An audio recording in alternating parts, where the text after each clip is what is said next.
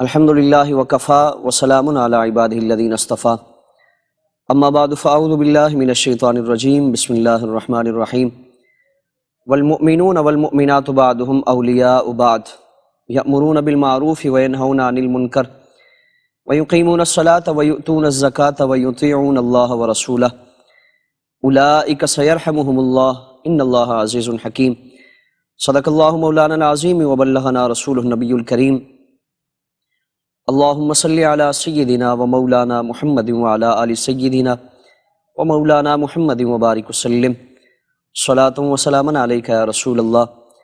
محمد سید الکونین والثقلین والفریقین من عرب ومن عجم یا رب بالمصطفیٰ بلغ مقاصدنا واغفر لنا ما مضى یا واسع الکرم لی خمسۃ اطفی بہا حر الوباء الحاتمہ المصطفیٰ والمرتضی وابناہما والفاطمہ۔ دنیا بھر میں ARYQ TV دیکھنے والے تمام ناظرین کرام اور آج کی اس مجلس میں موجود تمام حاضرین، السلام علیکم ورحمۃ اللہ وبرکاتہ۔ ربیع الثانی میں حضور شہنشاہ ولایت سیدنا شیخ عبد القادر جیلانی بغدادی رضی اللہ تبارک و تعالیٰ عنہ آپ کے تذکرے، آپ کے فضائل و مناقب، آپ کی تعلیمات، آپ کی خدمات اور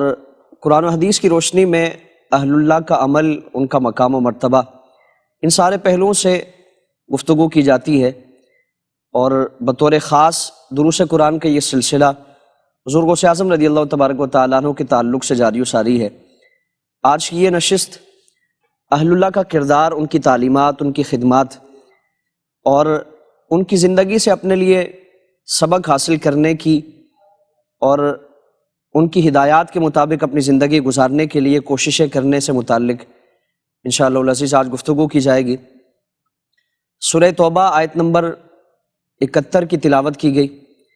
اللہ رب العالمین قرآن کریم میں فرماتا ہے کہ والمؤمنون والمؤمنات بعضهم اولیاء بعض، کہ مومن مرد اور مومن عورتیں ایک دوسرے کے مددگار ہیں، ایک دوسرے کے کارساز ہیں۔ یأمرون بالمعروف، وہ نیکی کا حکم دیتے ہیں، وینہون عن المنکر، اور وہ برائی سے منع کرتے ہیں، ویقیمون الصلاۃ، اور وہ نماز قائم کرتے ہیں، ویؤتون الزکاۃ، اور وہ زکوٰۃ کی ادائیگی کرتے ہیں، ویطیعون اللہ ورسولہ،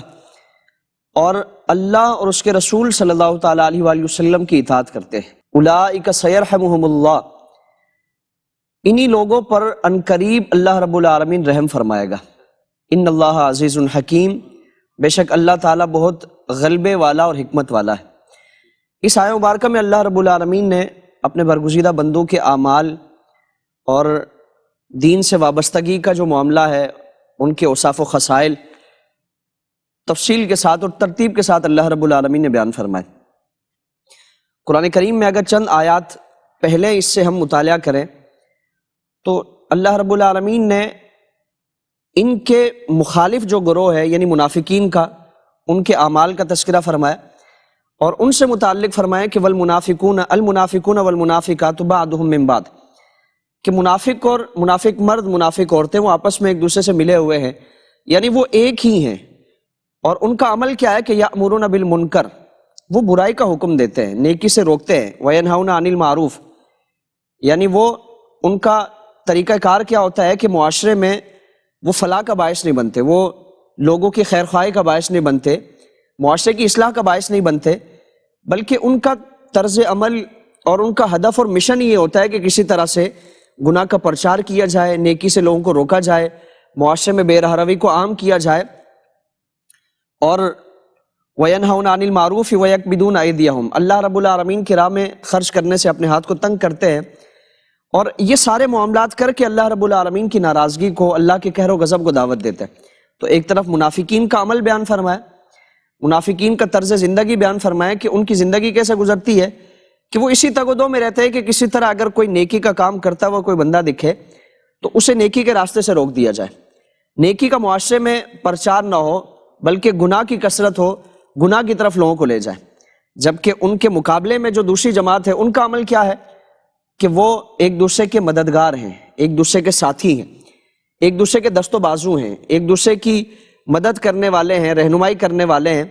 اور کسی بھی طور پر وہ ایک دوسرے کو تنہا نہیں چھوڑتے. یہ مومن کی نشانی ہوتی ہے کہ وہ اپنے دیگر مسلمان بھائیوں سے، دیگر مومنین سے اس کا تعلق انتہائی گہرا ہوتا ہے. اور اسی کو اگر قرآن کریم میں ہم دیکھیں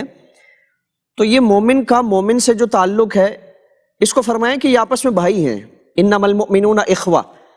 کہ بے شک یہ آپس میں ایک دوسرے کے بھائی ہیں. جس طرح سگا بھائی ایک دوسرے سے وہ خیر خواہی کا معاملہ کرتا ہے اور ایک دوسرے کا دست و بازو بنتا ہے، مشکل میں کام آتا ہے، پریشانی اس کی حل کرتا ہے اور کسی بھی تنگی تکلیف میں اس کے ساتھ کھڑا ہوتا ہے. تو فرمایا کہ مومن کی بھی شان یہ ہے کہ وہ دوسرے مومن کے لیے یہ سارا اہتمام کرتا ہے کہ اس کو وہ تنہا نہیں چھوڑتا، اس کی کسی پریشانی میں اس کا ساتھ نہیں چھوڑتا، اس سے منہ نہیں موڑتا، بلکہ اولیاء و بعد یہ ایک دوسرے کے مددگار ہیں، ایک دوسرے کے دست و بازو ہیں. اور کسی پریشانی، تنگی تکلیف میں اور کسی بھی مشکل میں وہ اپنے مسلمان بھائی کے ساتھ کھڑا ہوتا ہے. اور اس کو آپ صلی اللہ تعالیٰ علیہ وآلہ وسلم کی کثیر احادیث میں ایک مسلمان کا دوسرے مسلمان کے ساتھ جو تعلق اور رشتہ ہونا چاہیے اس کو بیان فرمایا. حضور نے فرمایا کہ تمام جتنے بھی مسلمان ہیں وہ جسد واحد کی مانند ہے، ایک جسم کی مانند ہے. جس طرح ہمارا یہ وجود ہے کہ اگر ہمارے وجود کے ایک حصے میں تکلیف ہوتی ہے تو دوسرا اس کی تکلیف کو محسوس کرتا ہے. ایسا نہیں کہ ہاتھ میں درد ہو اور پورا وجود بالکل سکون سے ہو، سر میں درد ہے پورا وجود اس سے تکلیف محسوس کرتا ہے، بے چینی ہوتی ہے. جب تک وہ جسم کا ایک حصہ، چاہے وہ چھوٹی انگلی کا ایک کونا ہی کیوں نہ ہو، جب تک اس میں سکون نہیں آ جاتا اور جب تک اس میں آرام نہیں آ جاتا پورا وجود وہ بے چین رہتا ہے. اس لیے فرمایا کہ مومن کا مومن سے تعلق یہ ہے کہ وہ جسد واحد ہے، ایک جسم ہے.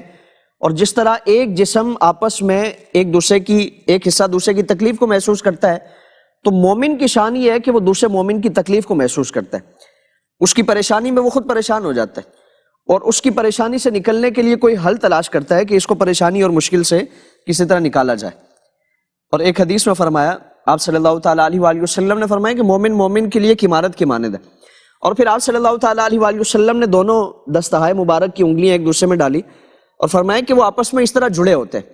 یعنی مومن کا مومن سے تعلق ایسا ہے، چاہے وہ مشرق کا ہو، مغرب کا ہو، شمال جنوب، رنگ و نسل کوئی ہو، زبان کوئی بھی ہو، علاقہ کوئی بھی ہو، اور کسی بھی طرح کا، کسی بھی طرز زندگی میں وہ اپنا مشغول ہو، لیکن فرمایا کہ اگر وہ مومن ہے، مسلمان ہے، تو دوسرے مسلمان کے ساتھ چاہے اس کی زبان رنگ نسل کا نہ ہو، اس کے ساتھ ویسا تعلق ہوگا کہ وہ ایک عمارت کی مانند ہے، ایک جسم کی مانند ہے، آپس میں بھائی ہیں، آپس میں ان کا تعلق ایک دوسرے کے ساتھ انتہائی مضبوط ہے. تو فرمایا کہ وہ آپس میں بعض کے ساتھ ملے ہوئے ہیں. جس طرح عمارت ملی ہوتی ہے تو مومن مومن کے ساتھ ملے ہوئے ہیں. اور پھر ہم عمارت کی بھی اگر مثال سامنے رکھیں کہ اگر عمارت کا ایک حصہ کمزور ہو، اگر اس کو ٹھیک نہ کیا جائے تو ساری عمارت آہستہ آہستہ وہ بوسیدہ ہو جاتی ہے، کمزوری آ جاتی ہے اور وہ ایک نہ ایک دن وہ عمارت گر جاتی ہے.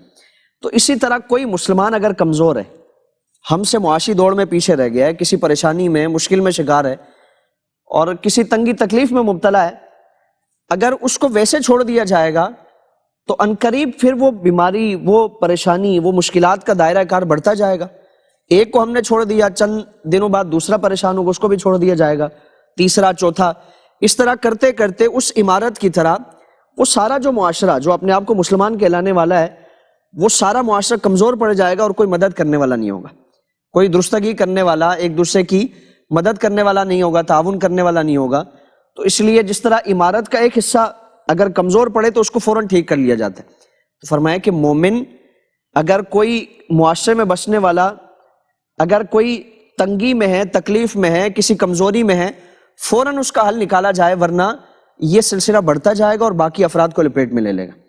تو مومن کی مثال بیان فرمائی کہ وہ ایک عمارت کی مانند ہے. اور اسی لیے فرمایا کہ اگر خدا نخواستہ کوئی شکر رنجی ہو جاتی ہے، آپس میں دل شکنی ہے، ناراضگی ہے، تو اس کے لیے 3 دن کی مہلت. ایک انسانی طبیعت ہے کہ وہ مزاج میں گرمی رہتی ہے، غصہ ہے، جذبات ہیں کہ میرے ساتھ اس نے یہ کر دیا اور میرا حق غصب کر لیا اور میرے ساتھ اس نے برا سلوک کیا.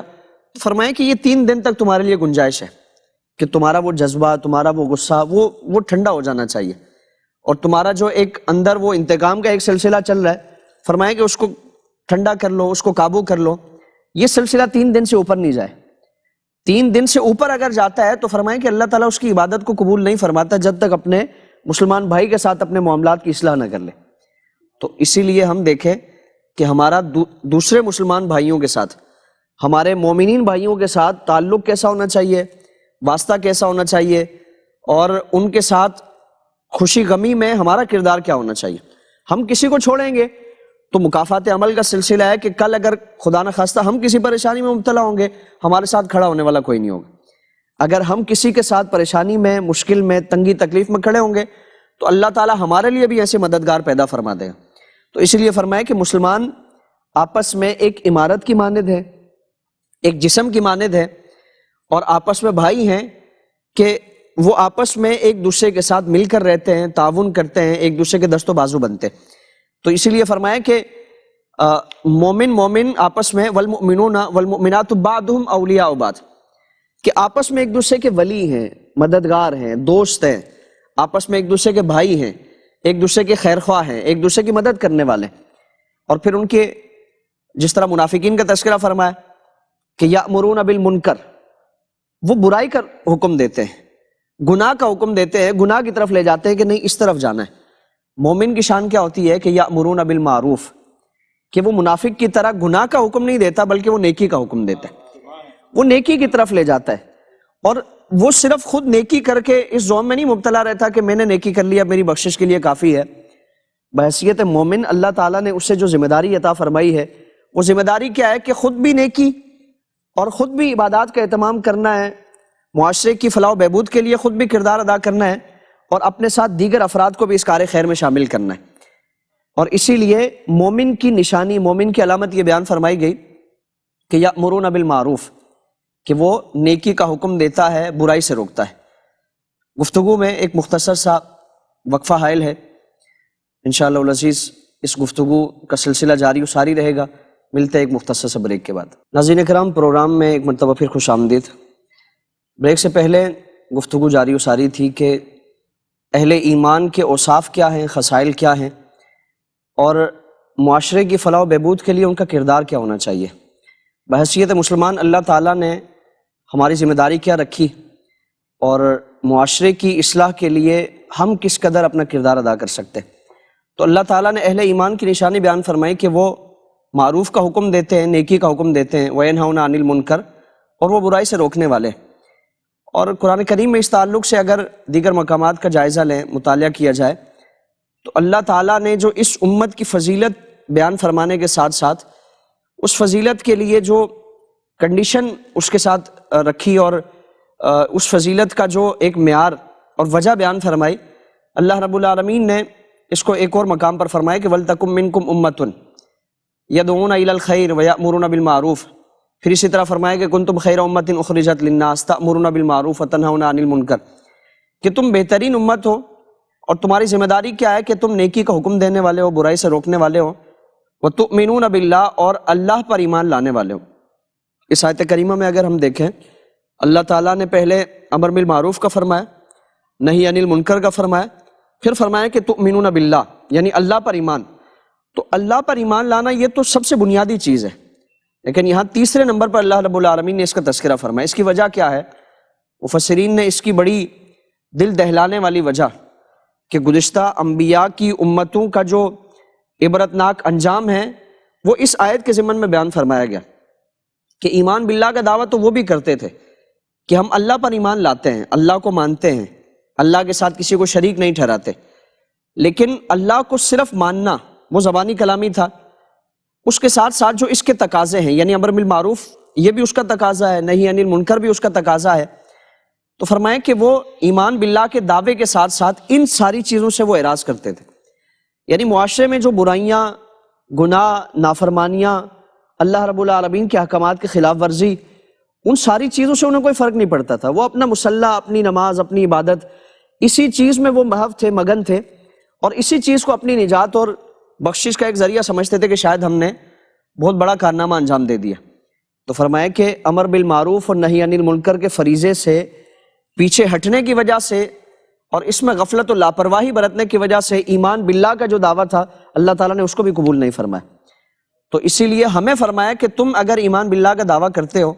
تو اس کے لیے لازم کیا ہے کہ تأمرون بالمعروف وتنہون عن المنکر، کہ تم اگر معروف کا حکم دو گے، گناہ سے روکو گے اور نیکی کا حکم دو گے، اگر امر بالمعروف اور نہی عن المنکر کا فریضہ انجام دو گے تو اللہ تعالیٰ تمہارا ایمان لانا بھی قبول فرمائے گا۔ اور اسی کو آپ صلی اللہ تعالیٰ علیہ وآلہ وسلم کی ایک حدیث مبارکہ میں فرمایا گیا، حضور نے فرمایا کہ کلکم راعٍ وکلکم مسئول عن رعیتہ، کہ تم میں سے ہر شخص حاکم ہے، راعی ہے، نگہبان ہے، اور تم میں سے ہر شخص سے اس کی رعایا کے بارے میں پوچھا جائے گا۔ اب جب حضور نے فرمایا نا کہ تمہاری رعایا اور اس کے بارے میں سوال کیا جائے گا، تو صحابہ نے عرض کیا، یا رسول اللہ ہم تو کوئی کسان ہیں، کوئی مزدور ہے، اور کوئی معمولی اس طرح کے کام کاج کے ذریعے اپنا گزر بسر ہوتی ہے، یا رسول اللہ ہماری رعایا کون سی اور ہم کس کے حاکم نگہبان ہیں؟ تو حضور نے فرمایا کہ تمہارے گھر والے تمہاری رعایا ہے، تمہارے بیوی بچے تمہاری رعایا ہیں۔ یعنی حاکم سے اس کی رعایا کے بارے میں پوچھا جاتا ہے، کوئی ریاست کا حاکم ہے تو اس کی رعایت جو رعایا اس کے بارے میں سوال کیا جائے گا۔ تم اپنے گھر کے حاکم ہو، اور تمہارے گھر میں جتنے بھی تمہارے زیر دست افراد ہیں، تمہارے ماتحت جتنے بھی افراد ہیں، تمہاری بیوی ہے، تمہارے بچے ہیں، تمہارے چھوٹے بہن بھائی ہیں، ان کی تعلیم و تربیت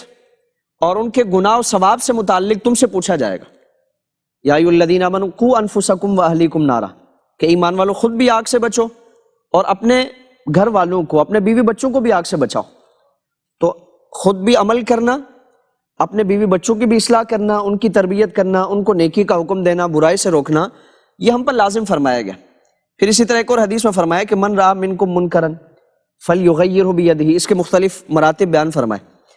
کہ تمہارا کردار کیسا ہونا چاہیے، تمہاری جو حیثیت ہے اس کے مطابق تمہارا کردار۔ حضور نے فرمایا کہ تم میں سے کوئی اگر گناہ دیکھتا ہے، اگر اس کی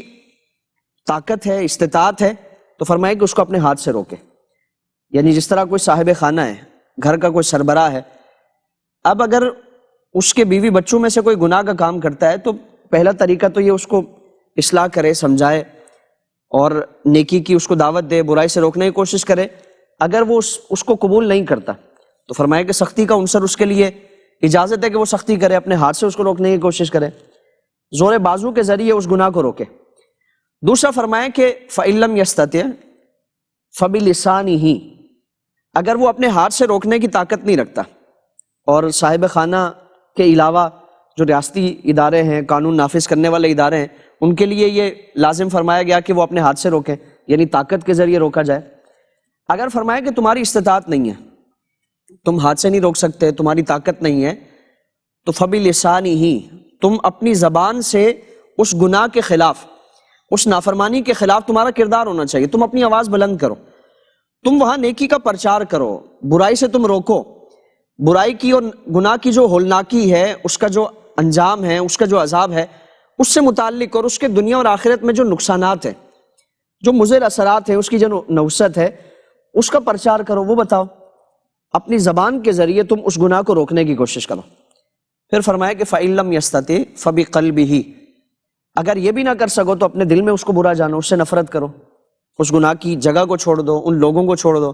ان سے دوری اختیار کر لو۔ فرمایا کہ اگر یہ بھی نہیں کر سکتے تو اپنے دل میں کم از کم اس سے نفرت تو کرو۔ اور پھر تیسرا جو درجہ اس کو بیان فرمانے کے بعد فرمایا کہ وَذَلِكَ أَضْعَفُ الْإِيمَانِ، یہ ایمان کا سب سے کمزور ترین درجہ ہے، سب سے کمزور ترین درجہ ہے۔ اور یہاں ہم تھوڑی دیر رک کر اپنا محاسبہ کریں کہ آج تو ہم اس تیسرے درجے پر بھی نہیں، یعنی ہمارے سامنے معاشرے میں جا بجا گناہ اور دیگر اس طرح کے جو نافرمانیوں کا سلسلہ ہے وہ ہمیں نظر آتا ہے۔ ہماری گیدرنگ میں، ہماری جو بیٹھکیں ہیں، ہماری اس طرح کی مجالس ہیں، تقریبات ہیں، ہم جن میں شریک ہوتے ہیں، جن میں علل اعلان اللہ رب العالمین کی نافرمانی، دین سے بغاوت کا ایک سلسلہ نظر آتا ہے، تو ہمارا ضمیر ہمیں ملامت نہیں کرتا، دل میں اس سے نفرت اور بیزاری نہیں ہوتی کہ یہ اللہ رب العالمین کے قہر و غضب کو دعوت دینے کے مترادف ہے، اللہ کی نافرمانی ہے، اور اگر اس گناہ سے میرے دل میں نفرت بھی نہیں پیدا ہو رہی تو میں ایمان کے کون سے درجے پہ کھڑا ہوں؟ کیونکہ تیسرا درجہ حضور نے فرمایا کہ اضعف الایمان، کہ ایمان کا سب سے کمزور ترین درجہ ہے کہ انسان بس دل میں اس سے نفرت کر لے، اور اگر دل میں بھی نفرت اور بیزاری نہیں آ رہی اور اس سے اکتاہٹ نہیں آ رہی، ضمیر ملامت نہیں کر رہا، تو پھر ہم یہ تصور کریں، اور آج ہم اپنے گرد و پیش کے ماحول کا جائزہ لیں، اپنی تقریبات کا جائزہ لیں کہ اللہ کی نافرمانیاں، دین سے بغاوت، یہ سارا سلسلہ ہمیں نظر آتا ہے۔ اس کے باوجود ہم وہاں ان کے ساتھ دعوتیں کرنا، ان کے ساتھ دوستیاں یاریاں کرنا، اٹھک بیٹھک کرنا، یہ ساری چیزیں ایک معمول کے مطابق جاری و ساری رہتی۔ آپ صلی اللہ تعالیٰ علیہ وآلہ وسلم نے بنی اسرائیل کے ایک عابد کا تذکرہ فرمایا۔ حضور نے فرمایا کہ اللہ کی بارگاہ سے جبریل امین کو حکم فرمایا گیا کہ جاؤ جبریل، فلاں علاقے کو جا کر اس پر عذاب نازل کرو، ان کو عذاب میں مبتلا کرنا ہے، ان کی بدعمالیاں حد سے بڑھ چکی ہیں اور نافرمانیاں وہ حد سے آگے بڑھ چکی ہیں۔ عرض کی باری تعالیٰ تیرا ہر کام، ہر حکم حکمت سے بھرپور ہے۔ ایک سمجھنے کے لیے اور اطمینان کے لیے ایک سوال ہے کہ باری تعالیٰ اس بستی میں ایک شخص ہے کہ جس نے پلک جھپکنے کے برابر پوری زندگی میں جب سے ہوش سنبھالا ہے کبھی اس نے تئی نافرمانی نہیں کی، کیا باری تعالیٰ اس کو بھی عذاب میں مبتلا کرنا ہے؟ تو فرمایا گیا کہ ہاں اس کو بھی۔ وجہ کیا ہے کہ وہ معاشرے میں وہ اپنا نیکی اور عبادت کا سلسلہ تو اس کا جاری و ساری ہے، لیکن فرمایا کہ اس کے آس پاس جو گناہ کا سلسلہ ہے اور دین سے بغاوت ہے، علل اعلان حرام کاریاں ہو رہی ہیں، اللہ کی نافرمانی کا جو سلسلہ ہے، وہ دیکھ کر اس کا دل نہیں جلتا، اس کا ضمیر اسے ملامت نہیں کرتا کہ اپنی خانقاہ سے نکل کر، اپنی عبادت گاہ سے نکل کر وہ معاشرے کی اصلاح کے لیے اپنا کردار ادا کرے، وہ لوگوں کو اس بگاڑ سے دور کرنے کے لیے اپنا کردار ادا کرے۔ وہ بجائے اس کے کہ اپنا کردار ادا کرے، نیکی کو پھیلائے، نیکی کا پرچار کرے اور برائی سے روکے، اس کے بجائے اس کا کردار کیا ہے کہ وہ ان کے ساتھ دعوتوں میں بھی شریک ہوتا ہے، ان کے ساتھ اس کی دوستیاں یاریاں بھی ہیں، ان کے ساتھ تعلق واسطہ بھی ہے، یہ ساری چیزیں۔ تو فرمایا کہ میرے باغیوں کو دیکھ کر اور معاشرے میں میری پھیلی ہوئی بغاوت کو دیکھ کر اس کا ضمیر اسے ملامت نہیں کرتا اور اس بغاوت کے خاتمے کے لیے وہ اپنا کردار ادا نہیں کرتا۔ تو اب ہم یہاں اپنا محاسبہ کریں، اپنا جائزہ لیں کہ پھر ہم کہاں کھڑے ہیں۔ وہ اگر اتنی عبادت کے باوجود اللہ کے قہر و غضب میں مبتلا ہوا تو ہماری عبادت ہی برائے نام ہے، اور ہماری کوئی اتنی کثرت کے ساتھ عبادت بھی نہیں ہے، اور کچھ عبادات، کچھ نمازیں، کچھ اس طرح کے معاملات ہم کر لیتے ہیں، تو پھر اس کے باوجود اگر امر بالمعروف اور نہی عن المنکر کے فریضے سے ہم پیچھے ہٹیں، معاشرے کی اصلاح کے لیے ہمارا کوئی کردار نہ ہو اور ان ساری چیزوں سے متعلق ہم اپنا کردار ادا نہ کریں، تو یقیناً اللہ رب العالمین کی بارگاہ میں یہ پکڑ کا باعث ہے۔ قرآن کریم میں ایک بڑی آسان سی صورت ہم میں سے ہر شخص کو یاد ہے، بچے کو یاد ہے کہ والعصر ان الانسان لفی خسر، انسان کی ہلاکت، انسان کے خسارے کا تذکرہ فرمایا گیا، اور دوسرا گروہ اس کا تذکرہ فرمایا کہ جو کامیاب ہے وہ کون ہے؟ الا الذین آمنوا وعملوا الصالحات، ایمان اور عمل صالح والے، اور اسی کے ساتھ ساتھ کہ وتواصوا بالحق وتواصوا بالصبر، کہ وہ صرف خود ایمان اور عمل صالح اختیار نہیں کرتے بلکہ وہ آگے بڑھ کر معاشرے میں ان تعلیمات کا فروغ کرتے ہیں، ان تعلیمات کو پھیلایا جاتا ہے۔ وتواصوا بالحق، حق کی وصیت کرتے ہیں، وہ حق کے راستے پر لوگوں کو چلانے کے لیے تبلیغ و دعوت کا فریضہ وہ انجام دیتے ہیں، اور صبر کی تلقین کرتے ہیں، صبر کی تعلیم دیتے ہیں۔ یہ ساری چیزیں یہ کامیابی کے ساتھ جڑی ہوئی ہیں۔ صرف اپنا مسلح پکڑ کے بیٹھے رہنا، اپنی خانقاہ سے چمٹے رہنا اور اپنی عبادت اور اپنی نیکی میں ہی انسان اپنے آپ کو لگائے رکھے اور یہ زوم میں مبتلا رہے کہ میری عبادات کافی ہیں، میری نیکیاں کافی ہیں، یہ بخشش کے کام آ جائیں گی، اور معاشرے کی اصلاح کے لیے اس کا کوئی کردار نظر نہ آئے، تو یقیناً اللہ رب العالمین کی بارگاہ میں اس کی بڑی پکڑ ہے، اس کا مواخذہ ہے کہ وہ اپنی اصلاح کے ساتھ ساتھ اس نے معاشرے کی اصلاح کے لیے کردار کیوں نہیں ادا کیا۔ تو ہماری ذمہ داری ہے کہ جہاں ہم نماز پڑھیں، جہاں ہم روزہ رکھیں، جہاں ہم دیگر اعمال صالحہ اختیار کریں، اسی کے ساتھ ساتھ ہم سے جڑے ہوئے جتنے افراد ہیں، گھر میں، معاشرے میں یا بازار میں، گیدرنگ میں جتنے بھی افراد ہیں، ان کی اصلاح کا فریضہ بھی اللہ تعالیٰ نے ہم پر لازم فرمایا۔ اللہ رب العالمین عمل کی توفیق عطا فرمائے۔ گفتگو میں ایک مختصر سا وقفہ حائل ہے، ملتے ہیں انشاءاللہ العزیز ایک مختصر بریک کے بعد، ہمارے ساتھ رہیے گا۔ ناظرین کرام، گفتگو میں ایک مرتبہ پھر خوش آمدید۔ اس سے قبل گفتگو میں ہم نے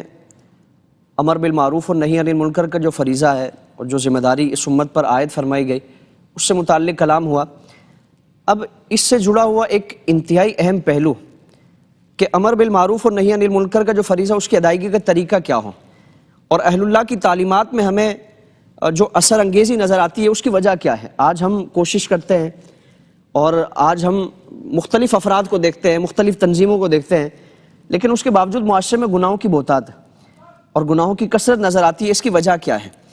اور آج بھی ہمارے معاشرے میں طرح طرح کے لوگ ہیں جو اپنے آپ کو خانقاہی نظام سے وابستہ ہونے کا دعویٰ کرتے ہیں اور بڑے بڑے القابات، بڑی بڑی نسبتوں کے وہ دعوے دار ہیں. اس کے باوجود ہمیں وہ اثر انگیزی نظر نہیں آتی. حضور غوث اعظم رضی اللہ تبارک و تعالیٰ عنہ آپ کا اگر معاملہ دیکھیں تو آپ کی جو مجلس واعظ تھی اس میں سینکڑوں کے حساب سے قلم دوات رکھے جاتے تھے. یعنی لوگ آپ کے ملفوظات کو لکھتے، اس کو محفوظ کیا جاتا، اس کے مطابق عمل کرنے کی کوشش کی جاتی، اور 40 سال تک مسلسل آپ نے تبلیغ دین متین کا اور اصلاح امت کا فریضہ سر انجام دیا. اور اسی طرح آپ کی کوئی مجلس ایسی نہیں ہوتی جس میں سینکڑوں کی تعداد میں لوگ آپ کی بارگاہ میں حاضر ہو کر اسلام قبول نہ کرتے ہوں. یعنی آپ کے ملفوظات میں، آپ کے فرمودات میں اتنا اللہ تعالیٰ نے اثر انگیزی کا سلسلہ رکھا کہ ہزاروں کی تعداد میں آپ کی مجلس میں لوگ شریک ہوتے. 70,000 تک کا عدد بتایا گیا کہ اتنے لوگ آپ کی بارگاہ میں حاضر ہو کر اور آپ کی مجلس سے، آپ کے واعظ و نصیحت سے وہ مستفید ہوتے. اور پھر اسی طرح آپ کے خلفاء اور آپ کا جو خانقاہی نظام ہے اس میں باقاعدہ تعلیم و تربیت و تزکیہ کا ایک سلسلہ موجود ہے، جہاں قرآن کریم کی تعلیم بھی دی جا رہی ہے اور مختلف طرح کے علوم و فنون سکھائے جا رہے ہیں. یعنی خانقاہی نظام کا یہ باقاعدہ لازم حصہ ہوتا تھا کہ وہاں قرآن و سنت کی تعلیم، قرآن و سنت کی تبلیغ، اس کا پرچار کیا جانا. تو ان اہل اللہ کی تعلیمات میں اور ان کی تبلیغ میں، ان کی دعوت میں ہمیں اثر انگیزی نظر آتی ہے. اس کی وجہ کیا ہے؟ قرآن کریم نے ہم سے تقاضا فرمایا کہ امر بالمعروف اور نہی عن المنکر کا فریضہ سر انجام دینا ہے، لیکن اس کا طریقہ کیا ہے؟ قرآن کریم نے خود اس کو بیان فرمایا. ارشاد خداوندی ہے کہ ادعو الی سبیل ربک بالحکمہ والموعظۃ الحسنہ. یہ دو طریقے قرآن کریم نے سکھائے کہ کہیں بھی آپ اگر یہ فریضہ سر انجام دے رہے ہیں، نیکی کا حکم دے رہے ہیں، برائی سے روک رہے ہیں، تو یہ دو چیزیں آپ کے پیش نظر ہو کہ ادعو الی سبیل ربک بالحکمہ، حکمت کے ساتھ، تدبیر کے ساتھ، طریقے کے ساتھ. آپ نے کب بات کرنی ہے، آپ نے کب اس کی اصلاح کرنی ہے، اصلاح کا طریقہ کار کیا ہونا چاہیے، کیا سب کے سامنے کھڑے ہو کر اس کی آپ اصلاح شروع کر دیں، موقع محل کی رعایت کرنی ہے یا نہیں کرنی ہے. یہ ساری چیزیں، یہ حکمت ہے، دانائی ہے، تدبر ہے، طریقہ ہے کہ آپ نے طریقہ اختیار کیا کرنا ہے، کب اس کی اصلاح کرنی ہے، اور آپ کا لہجہ، آپ کا انداز کیسا ہونا چاہیے. آج ہمارے ہاں ہم کسی کی اصلاح کرتے بھی ہیں تو اس کا الٹا ہمیں اثر نظر آتا ہے. وہ ہم سے بدظن ہو جاتا ہے، ہم سے اس کے بعد اس نے ملنا جلنا ترک کر دینا ہے. کیونکہ خامی کیا ہوتی ہے کہ یا تو ہمارا طریقہ کار درست نہیں ہے، یا ہم نے موقع محل کی رعایت نہیں کی اور مناسب وقت نہیں دیکھا. آج تو اتنا بے صبری اور جذباتیت ہے، اور ہر شخص مسلح بننے کا جو اس کا ایک دوڑ ہے کہ مسجد میں اگر دوران نماز کسی کی موبائل کی بیل بج جائے تو 4 بندے اٹھ کے اس کی اصلاح شروع کر دیتے. یعنی اگر 100 بندوں کے سامنے اصلاح کی جائے گی تو وہ اصلاح نہیں ہے، بلکہ اس کی عزت نفس کو مجروح کرنا ہے. آپ صلی اللہ تعالیٰ علیہ وآلہ وسلم کی دعوت میں اگر دیکھیں، حضور کا طریقہ تعلیم، طریقہ تبلیغ ہم دیکھیں، ایک نئے اسلام میں داخل ہونے والے ایک دیہاتی تھے. مسجد نبوی میں حضور کی مجلس لگی ہے، مسجد نبوی کے کونے پہ کھڑے ہو کے انہوں نے پیشاب کرنا شروع کر دیا. اب صحابہ اکرام اٹھے بھاگنے کے لیے، انہوں نے کوشش کی کہ جا کر اس کو روکیں، مسجد سے باہر نکالیں. حضور نے سب کو خاموش کرا کے بٹھا دیا. اب جب وہ اس عمل سے فارغ ہوا تو آپ صلی اللہ تعالیٰ علیہ وآلہ وسلم نے انتہائی پیار کے ساتھ، انتہائی شفقت کے ساتھ اس کو بلایا، اور باقی صحابہ اکرام کو فرمایا کہ جاؤ جا کر اس نجاست کو دھو لو، مسجد کو پاک کرو. اب جب حضور کی بارگاہ میں وہ حاضر ہوئے تو آپ صلی اللہ تعالیٰ علیہ وآلہ وسلم نے انتہائی پیار اور انتہائی شفقت کے ساتھ مسجد کے آداب تعلیم فرمائے، مسجد کا خیال کس طرح کیا جائے، مسجد میں ہم حاضر ہوں تو ہمارا طریقہ کیا ہو، ہمارا انداز کیسا ہونا چاہیے. وہ ایک انتہائی احسن طریقے کے ساتھ آپ صلی اللہ تعالیٰ علیہ وآلہ وسلم نے مسجد سے متعلق جو تعلیمات تھی وہ ان کو سکھائی. یعنی آج تو ہم لٹ لے کے پیچھے پڑے جاتے ہیں، وہ اگلی نماز میں بندہ نظر نہیں آئے گا. تو تبلیغ کے لیے، دعوت کے لیے بنیادی چیز کیا ہے کہ حکمت ہونا ضروری ہے. حکمت کے بغیر اگر آپ کسی کو تبلیغ فرمائیں گے، تعلیم دیں گے، کسی کو دعوت بھی دیں گے تو وہ آپ کی دعوت میں اثر انگیزی نہیں ہے. وہ بجائے اس کے کہ آپ کا احسان مند ہو، شکر گزار ہو کہ آپ نے میری اصلاح کی، وہ اس کے بجائے آپ سے بدظن ہو کہ آپ سے سلام کرنا چھوڑ دے گا، مسجد میں آنا چھوڑ دے گا. امام علی مقام، امام حسن مجتبیٰ پاک، امام حسین پاک، ایک واقعہ آپ سے منسوب ہے. مسجد نبوی میں آئے تو ایک بابا بزرگ ہیں ان کو دیکھا کہ وضو کر رہے ہیں، وضو میں غلطیاں ہیں اور ایسی فاش غلطیاں ہیں کہ وہ وضو نہیں ہو رہا، اور ظاہر وضو نہیں ہوگا تو نماز نہیں ہوگی. تو اب اصلاح کرنی ہے، لیکن طریقہ کار کیا ہونا چاہیے، حکمت کیا ہے، تدبیر کیا ہے، اور اصلاح کا طریقہ کیا ہونا چاہیے. اب دونوں شہزادے آپس میں مشورہ کر کے اس بزرگ کے پاس تشریف لاتے ہیں اور فرمایا کہ ہم دونوں بھائی ہیں، اور ہم میں سے ہر شخص یہ دعویٰ کر رہا ہے کہ میرا وضو اس کے وضو سے اچھا ہے. دونوں کا یہ دعویٰ ہے. ہم آپ کے سامنے وضو کرتے ہیں، آپ منصف بنیں، آپ جج بنیں اور بتائیں کہ ہم میں سے طریقہ کس کا اچھا ہے، کون بہتر وضو کرنے والا ہے. وہ جیسے جیسے شہزادے وضو فرماتے جا رہے ہیں، وہ بابا جی کے سامنے اپنی ساری جو غلطیاں ہیں وہ سامنے ظاہر ہو رہی ہیں. اور وضو کے بعد عرض کیا کہ آپ دونوں ایک دوسرے سے بڑھ کر ہیں، میری ہی غلطیاں تھیں جو آپ نے سمجھانے کے لیے اور اس کی اصلاح کے لیے اتنا بہترین طریقہ آپ نے اختیار فرمایا. تو حکمت یہ پیش نظر ہمارے ہونی چاہیے. اور دوسرا فرمایا کہ موعظہ حسنہ، اچھی نصیحت، الفاظ کا چناؤ کیسا ہو، الفاظ کا انتخاب کیسا ہو، طریقہ کار کیسا ہونا چاہیے. ہم اگر اپنے 6 سال کے بچے کو بھی اگر سخت الفاظ کے ساتھ ڈانٹیں گے، اصلاح کرنے کی کوشش کریں گے، ہم تو اپنے طور پر اصلاح کر رہے ہیں لیکن وہ الفاظ ایسے ہیں کہ وہ ہتھوڑے بن کے اس پہ لگ رہے ہیں، تو پھر وہ اصلاح کارگر ثابت نہیں ہوگی. وہ بچہ کچھ عرصے تک تو ہماری بات مانتا جائے گا، ظاہر بچہ ہے وہ دبے گا، لیکن اس کے اندر احساس سے بغاوت وہ جنم لے گا اور پھر وہ آہستہ آہستہ وہ باغی ہو جائے گا، کبھی بھی وہ نہیں سدھرے گا. تو اس لیے 2 چیزیں ہمارے پیش نظر ہوں گی. ہم ان کے مطابق اگر اپنا جو ذمہ داری اس کو ادا کریں گے، یقیناً اللہ رب العالمین ہمارے اس عمل میں اثر انگیزی اور اس کا فائدہ معاشرے میں، اس کے اثرات اور جو اس کے فوائد و ثمرات ہیں، اللہ تعالیٰ وہ معاشرے میں اس کو جاری فرمائے گا. اللہ رب العالمین ہمیں اپنی اپنی ذمہ داریوں کا احساس کرنے کی، معاشرے کی اصلاح کے لیے ہم سب کو اپنا کردار ادا کرنے کی، اور قرآنی جو طریقے ہیں، نبوی جو طریقے ہیں، اس کے مطابق اس فریضے کی انجام دہی کے لیے ہم سب کو اپنی اپنی ذمہ داری ادا کرنے کی توفیق عطا فرمائے. اللہ رب العالمین عمل کی توفیق عطا فرمائے. آج کی اس گفتگو سے متعلق کوئی سوال اگر کسی کے ذہن میں ہو تو پوچھ لیں. السلام علیکم حضرت. علیکم السلام. حضرت ایک سوال ہے کہ یہ اولاد جو نافرمان ہوتی ہے تو اس کا گناہ کیا ماں باپ کے اوپر بھی آئے گا؟ یہ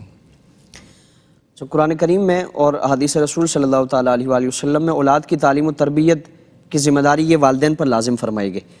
کہ وہ پالنا پوشنا صرف ذمہ داری نہیں ہے بلکہ ان کی تعلیم و تربیت، ان کی ذہنی فکری نشو و نما یہ والدین کی ذمہ داری ہے. اور اگر اس ذمہ داری کی ادائیگی میں انہوں نے کوتاہی کی اور آگے چل کر اولاد بگڑ گئی،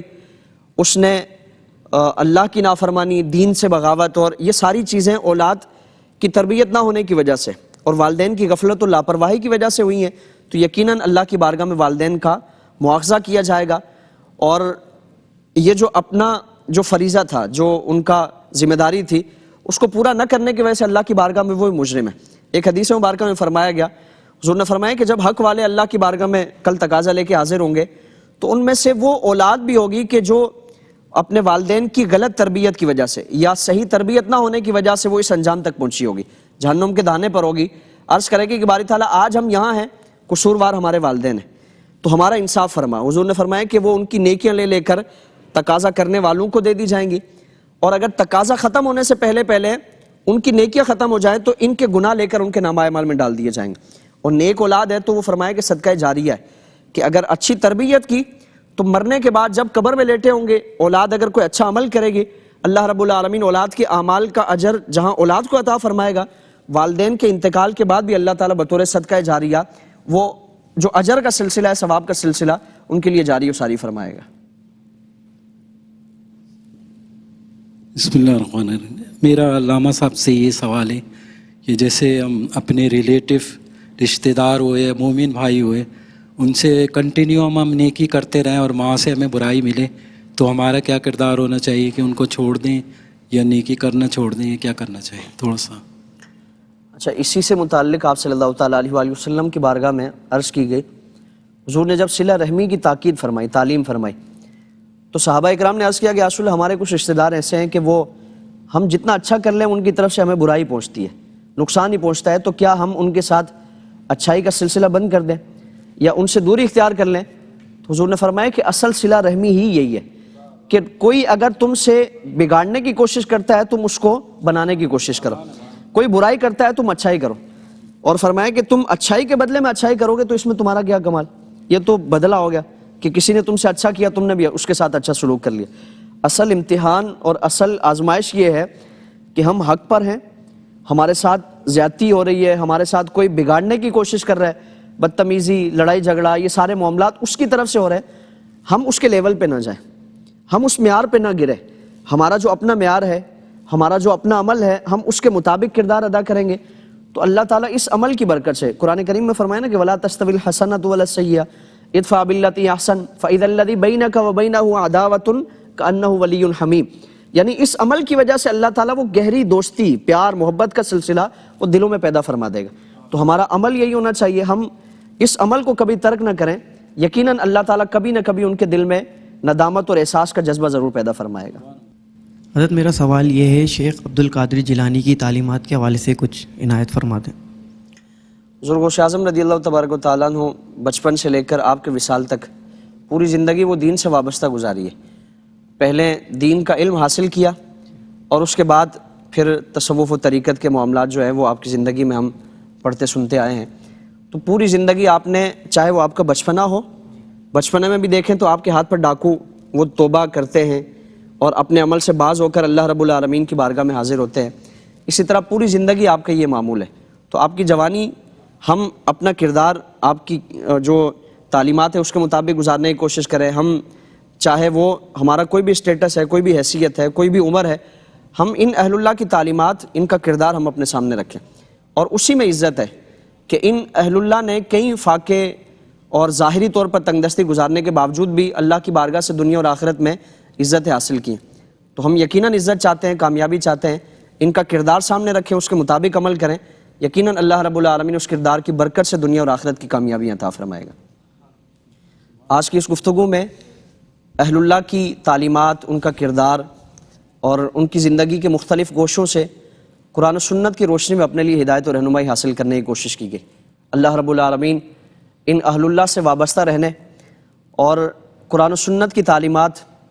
اور ان اہل اللہ کی ذوات مقدسہ سے اپنے لیے رہنمائی حاصل کرنے کی توفیق عطا فرمائے. اللہ رب العالمین عمل کی توفیق عطا فرمائے. وما علینا الا البلاغ المبین.